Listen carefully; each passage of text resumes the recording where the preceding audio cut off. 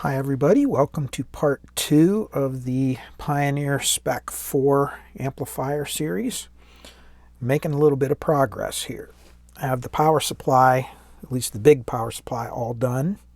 I've replaced the capacitors with brand new Kemet 22,000 microfarad 100 volt. I've rearranged the wiring in here, and I've made some modifications, as I said I was going to do, to the soft start circuit. I removed the original relays that were in there, and I've replaced them. Well, let's take a look at a schematic here. So this is the system that we originally had, and this is the multi-voltage model, and this is a later version. So this is the earlier version, and the later version adds these thermal fuses in here, one in each transformer. So this is the one that we have. And this can be very confusing if you try to stop the camera, if you want to just stop it right there and look over it a little bit. So what I did was I redrew it and show the modification that I made to it. That would be this schematic right here. So let's get a little bit zoomed in here. So as you can see, I color coded the wires based on what color they are coming out of the transformer, and you can makes it a little easier to follow it through this little jumper unit, and that is this thing right here. So in the middle you have the fuse that comes out, it's the fuse holder, and then all these wires come in here, and by removing this, moving this thing around, you can change the pins on it, and it's essentially inside this dotted line. That's what's inside that module, and that's what allows you to pick off the different tap configurations for the 110, 120, 220, and 240 volt line voltages. And to make it even more confusing, since there are two separate transformers, one for the left channel, one for the right channel, and each transformer is different. One of them has an extra set of windings on it from the other one. But all of this mess has to be able to rewire both transformers for all four different voltage configurations. That makes it a bit challenging to have the soft start circuit in there. So you can see they had to use two relays, and each relay has two sets of contacts, and that can be kind of confusing. So what I did was I removed all of that. As you can see, I rewired this, and this is the correct schematic for what I currently have. And I added two of my soft start modules, which I had to modify them too. This thing has an incredible amount of inrush current when you first turn it on. Not only are there two transformers, so you have the inductance and so forth of that, but you also have two banks of capacitors. Each bank is two capacitors at 22,000 microfarads at 100 volts. So you have 88,000 microfarads of capacitance, and these are really low ESR capacitors, and they're brand new, so they're really fresh, good electrolyte in them. And I will tell you, I tried using a set of those soft start modules that I designed using the original multi-layer ceramic resistors, and these are big resistors. They're actually rated at like 50 watts. First turn on, bam, just blew it to shreds. It's supposed to look like this, but it literally just exploded it right off the, and it only, the power supply only got up to 16 volts. It wasn't even up to the full 70 volts that you need on each power capacitor. So you can see you have, when there's no load, you have plus and minus 70 volts here and plus and minus 70 volts here. So there's 140 volt potential. And we really need to limit that pretty heavily. So what I ended up doing, as you can see on the schematic, is I used two great big 10 ohm cold, and they drop down to less than 1 ohm, NTC inrush current limiters, ICLs. And they're in series. So you can see I'm interrupting the mains right after the switch, and yes, it is before the fuse. After the fuse, this is all inside here. It would be very, very difficult to wire this like this on the other side of the fuse. It's not going to hurt anything anyway, so I'm not worried about it at all. But it is after the switch. So when you throw the power switch, it starts out with these two inrush current limiters in series. So you actually have about 20 ohms. And believe it or not, even with that, this thing still fires up really fast because these heat up very quickly with that kind of current. So within about 1 to 2 seconds, the voltage builds up far enough across these capacitors. And as soon as this whole thing gets to about plus and minus 40 volts, so that would be 80 volts from here to here, that's enough to trip these relays and bring them in. Now I have one relay and one ICL going across this set of capacitors, and the other one right here going across this set of capacitors. So as each bank of capacitors charges up, whichever one charges first, because they could charge at different rates, capacitors aren't matched, they're a little bit different, it'll trip that one, and then that'll take one of these out of the circuit, and then this will still be in circuit until the second one gets beyond that 40 volts. So it's kind of a two-stage current limiting. The nice thing about these NTCs is as they heat up, the resistance drops substantially. So the voltage drop across here drops. So even though the current is still relatively high, the voltage drop across here is relatively low. So when you pull in this relay contact, you're really not switching a terrible load, because it's a low voltage drop, even though it's higher current. And these things these are good for switching 10 amps. And at the very low voltage, I don't have to worry about the amount of power that it's switching. So it's very simple, but actually very complicated circuit.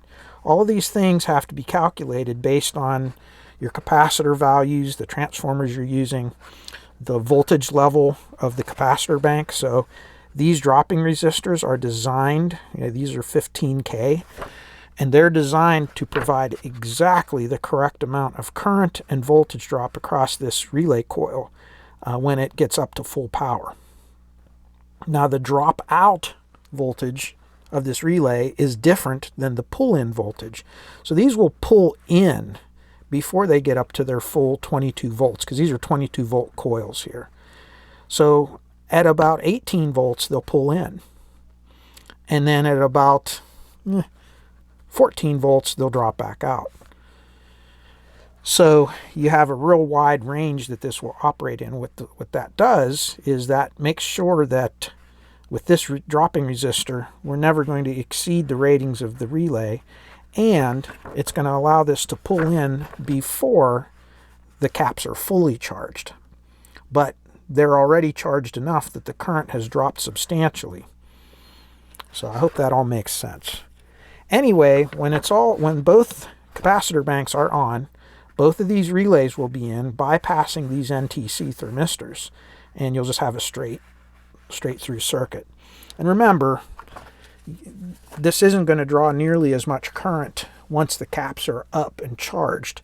Then the only current you're going to have coming out of the mains over here is what the amplifier is going to run. It's a 300 watt amplifier, two 150 watt monoblocks. That's not going to be too bad. So I hope that explains that. So take a look here. This is what we have. And you can see where the old relays used to be. Now there's a terminal strip. There's a couple of wires here. And basically it's wiring the unit up like the schematic here.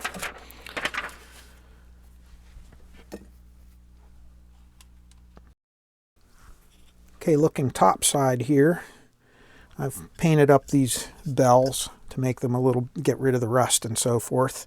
Here's the new capacitors, and here's the two soft start modules.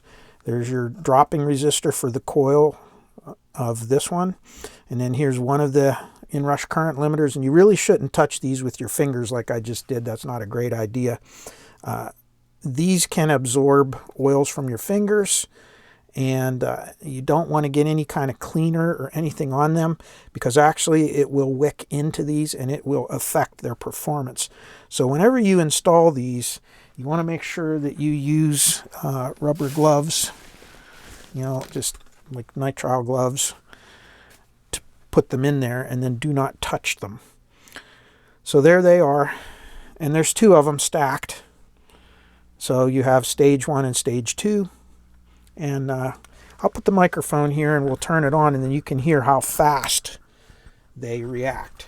Okay, so let's move this up a little bit so you can see everything that I'm doing.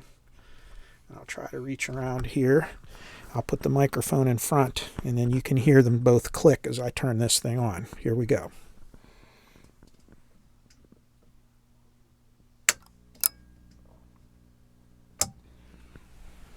Did you hear how fast that was? That was only within a little bit over 1 second. And you heard them both click. And they kind of clicked out of sequence because these banks of caps charged at a very slightly different rate, which is normal.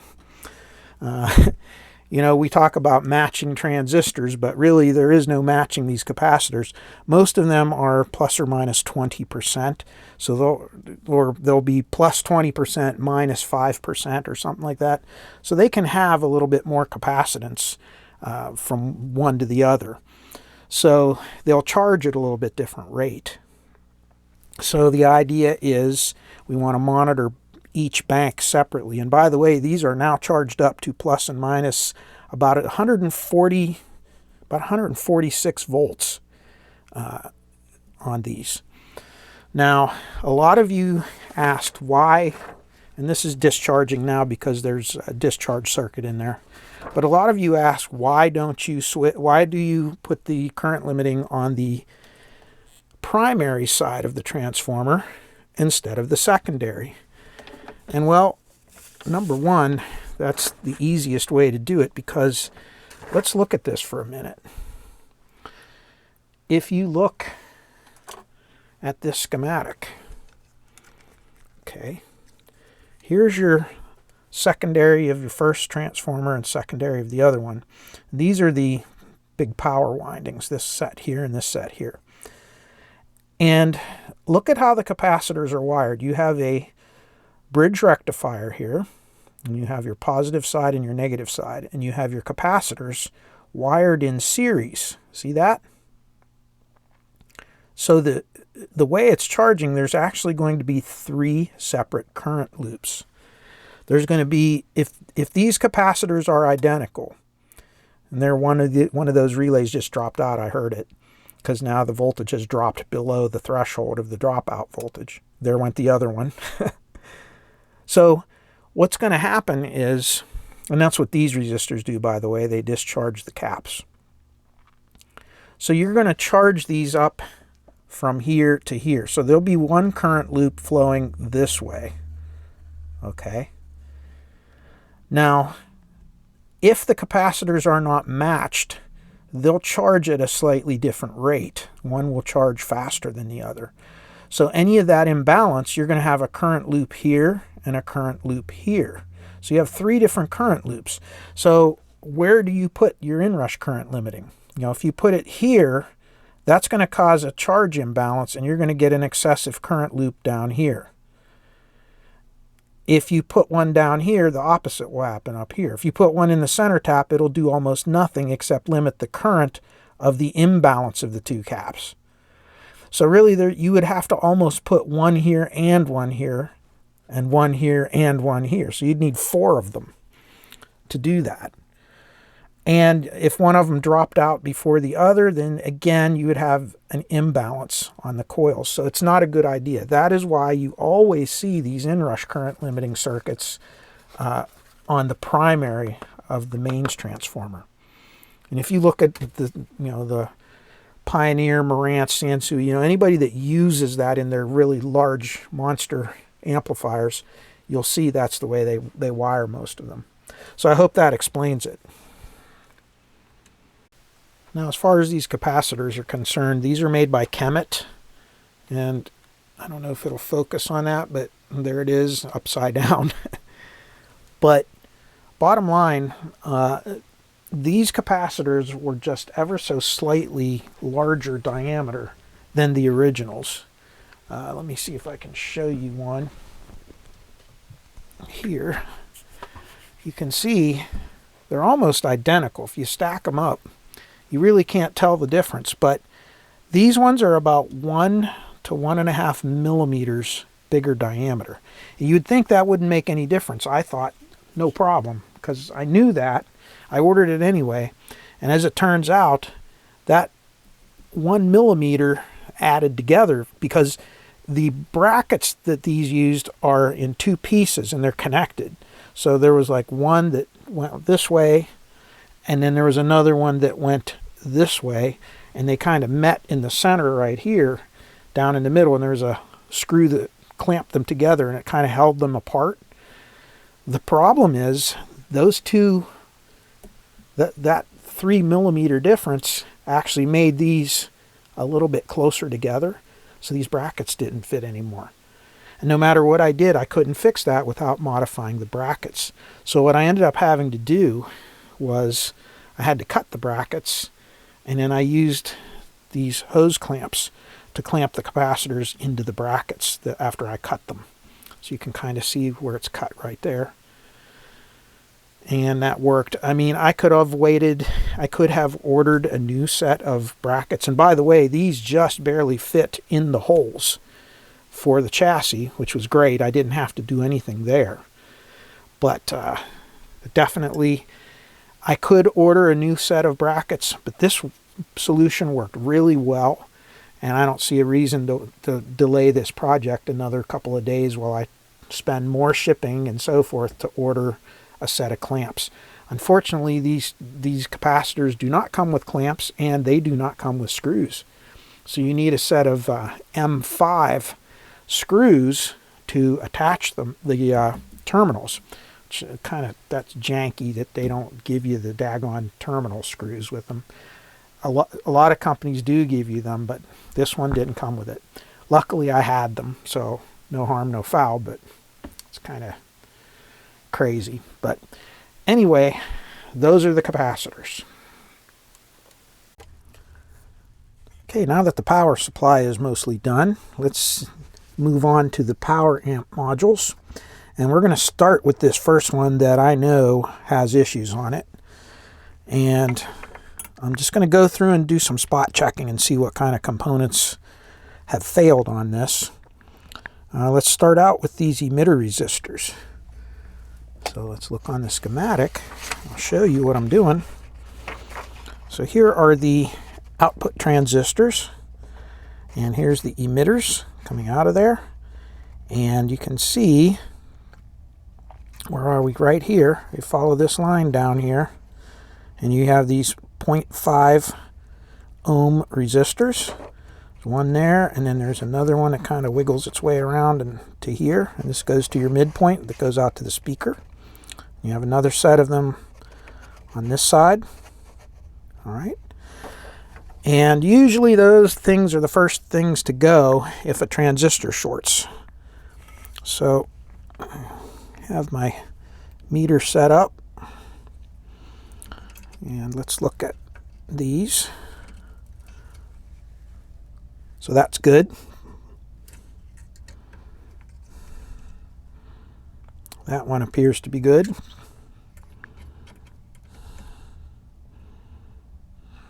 That is not good. 413 ohms for a 0.5 ohm resistor. That one's open. How about this one? Same thing. So both of these resistors are open. Let's go to diode check, and let's look on the transistors. The red is going to be the emitter, and I believe the base is going to be what, the yellow, I think. It's hard to tell. Let's look here. Let's see. So we have the base goes to 18. Okay, so the base is the white. And it appears that these are the PNPs on this side.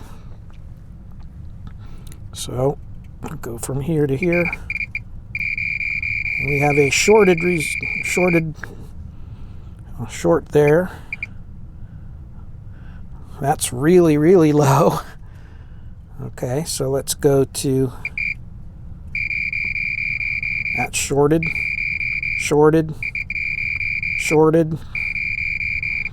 Everything's pretty much shorted everywhere. So bad transistors here on this side, and until I remove those, I really can't check all this. This is all direct coupled, so you can see how these are set up. And this is a Darlington SEP push-pull for the outputs, and we'll have to go through and check all of those. But usually when these things short out, you can see there's only a 4.7 ohm resistor connecting the base to this. So if this shorts out, you're putting a lot of load on this. You can have all kinds of problems. Now that 4.7 is probably one of these ones that's up in here. And I don't know which one would be the 4.7. I'd have to look. This doesn't have any screening on it, so it doesn't really tell you what's what. If we look here, where's our 4.7s? Right there. So that would be right here is a 4.7. So let's see what that one looks like. That would be this resistor right here. And it doesn't have a burn stain on it like these other ones. And it's 4.7. So that one survived. These ones, what are they supposed to be? They're 100 ohm. So let's see what these ones are. Is that one open, or am I just not getting on it properly? That looks 62 ohms, and that could be reading across something else in addition.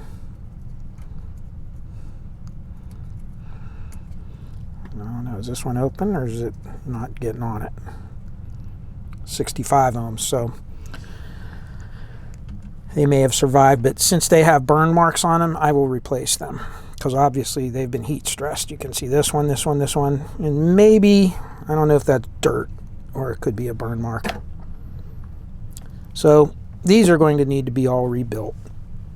So let's just pull this out. I'll get the transistors pulled out and we'll get to work. Okay, here's the PNPs, here are the NPNs, and I already wrote on them how they test. So the PNP, here's the base. And you can see it reads that way. So base emitter, base collector are good, but as soon as you go emitter collector, shorted. Same thing here. Base emitter, base collector, collector emitter, dead short. On this one, it's shorted every single way. This is the NPN. Shorted, shorted, shorted, shorted. Any way you look, shorted. And this one, it reads, but it's lower forward voltage drop than you would expect. So that's not too terrible, but that's a little bit low. I don't know if you can see that. If I drop the probe on my foot, hopefully it didn't impale it, thankfully. So you could see base emitter, base collector, and then emitter collector. See, I'm reading emitter collector. You shouldn't read anything on there. It should read open. So this one is also bad. Bad transistors. Okay, looking at these driver transistors on these heat sinks right here. Base will be on the top here, I believe. And I got a short. That's shorted.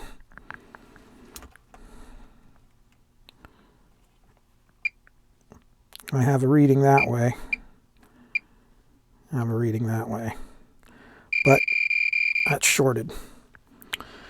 And on this side here, shorted. And this is what happens with when you deal with direct coupled amplifiers. And you can see everything, there's no capacitors isolating anything. Everything's tied together. So even if I work my way back and find an area that they're not shorted, they've still had higher current than they should have on them. And therefore, it's probably wise to replace them. Now, these will get noisy and get shot noise and things, but I doubt that you would have any problems with shorts on these because they're a little bit isolated from the rest of the circuit, although they still can fail. But I'll test them, and I'll have to think about whether I want to replace these, because these ones, if you look, they're underneath this little plastic cap. And what this thing is this is a dual transistor package. In other words, you can see how it's drawn in one big oval. Both these transistors are in the same case. So they're thermally coupled, and they're also very closely matched transistors. So we can make one of these. I could actually take two PNP transistors. I can use thermal glue and glue them together, and then put heat shrink around them. And I can actually closely match a set, both for gain and VBE. And it would work pretty much like this would, but that's a lot of work, and I don't want to do that unless I have to. I do have some brand new ones of these, this 2SA 798s, but I really don't want to use those unless I have to. So I'll think about that. I may just leave these alone too, I'm not sure, because these modules are easy enough to take out after I test it. Alright, so I have gone and sorted out all the components that I intend to replace, with the exception of these little resistors, and as I take them out, I'll just pull them out of the bins one at a time and replace them. And each time I pull one out for this board, I pulled an equal number of them out, put them in this little container so that we can do the other unit the same way when we're finished with this one. So the first thing I'm going to do is I'm going to replace these driver transistors. Just replace the components with like components so that we will have years and years of service out of it. First amplifier is now done, and you can see it turned out pretty good. Turned out really good. And of course we had to replace our outputs, and for this amplifier I'm going to use the MJ21193 and 21194s. Those are great replacement for this amplifier. And this is the most interesting thing, and here is a little lesson on trying to troubleshoot a direct coupled amplifier. I always like those videos where, you know, folks will get the older style amplifiers that are capacitor coupled, and it's really fun to go through them. It really is. I enjoy it, going through the different stages and checking the voltages on each transistor, kind of isolating it down, checking the coupling or decoupling capacitors, whatever you want to call them, and fixing it that way, kind of methodically going through it. This is the carnage that happens when a direct coupled amplifier fails. All of these components on this side are completely gone. All these transistors are shorted. All these transistors are shorted. The emitter resistors are all open. All these resistors burned up. This capacitor is bad. all of these components have failed, and of all the components on the board, there's the only ones that survived. These 4 transistors, the pots are still working. These capacitors were good. The diodes were generally good.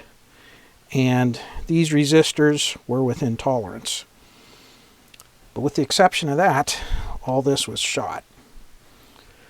So I did replace the potentiometers with 10 turn, make it a little bit easier to adjust the bias offset and the current limit, and everything else had to be replaced. So this is why it's not easy to just power up a direct coupled amplifier after it fails, because it's so catastrophic. When one component fails, so like if you get, for instance, a base to collector short on an output, that's going to cause excessive current in the stages prior to it. Because if you notice, these drivers over here on these little heat sinks are directly connected through just a 4.7, so that's very, very low resistance to your base. So if you're going to take your collector current or your collector voltage and connect it straight into there, or if you have a base emitter short, you can cause these to go into overcurrent. So you'll fry this resistor, you'll trash this transistor. When this shorts out, it takes this one out and it works its way back. And really it isn't until you get back here somewhere that it stops doing that. Now the other thing is the transistors they used in this bias circuit, they were okay, but one had lost a whole lot of gain. So that would have affected the bias. That may have been what happened, is just one of these went bad. The bias got real bad and the thing shorted. Who knows? But a suitable replacement for this 2SA 858 and 2SC 1439, that's these two here in the bias circuit, I ended up using a much larger transistor that actually has a very similar characteristic, but just a higher power dissipation. You can see it right there. And what I ended up using on that was a KSA 1381 for the PNP. See there? KSA 1381 for the PNP down here. I'm sorry, right here. And the KSC 3503, took a note here on that, on the NPN. And that should keep that bias circuit a lot more stable, hopefully. But everything else is good. And we got everything, all metal film and metal oxide resistors, so we don't have to worry about them catching fire and burning up. The carbon film resistors aren't nearly as robust, and there is an argument on that, you know, to replace them with the same kind because they act almost like a fuse. But honestly, you can see how these fail. It didn't matter that the resistors opened up. It still trashed all the transistors. So the bottom line is, put stable components in there, but put good quality modern components that have the same characteristics as the originals, and these are going to last a really long time. So if you want to see what it's like to do one of these, let me know in the comments section, because I now have to do the other channel. And although it tested better, it's probably okay, I don't know. It's going to get the same treatment as this, so it is identical to this one. And here's the bin of all the parts that are going to be replaced in that. So you can tell how many there's going to be. So if you want to see that, let me know down in the comments section, and we'll do a little solder and chat, and we'll go over all the parts. And if you're not interested in that and you want to just skip ahead, if I get enough people saying no, you don't want it, or you know, whatever, the next part we'll just have the second one all done already. So let me know. I'm going to end this video right here and get it edited and posted. And until next time, I wish you all peace, joy, happiness, and good health in your lives. And we'll see you again in the next part. Take care, everybody. Bye-bye.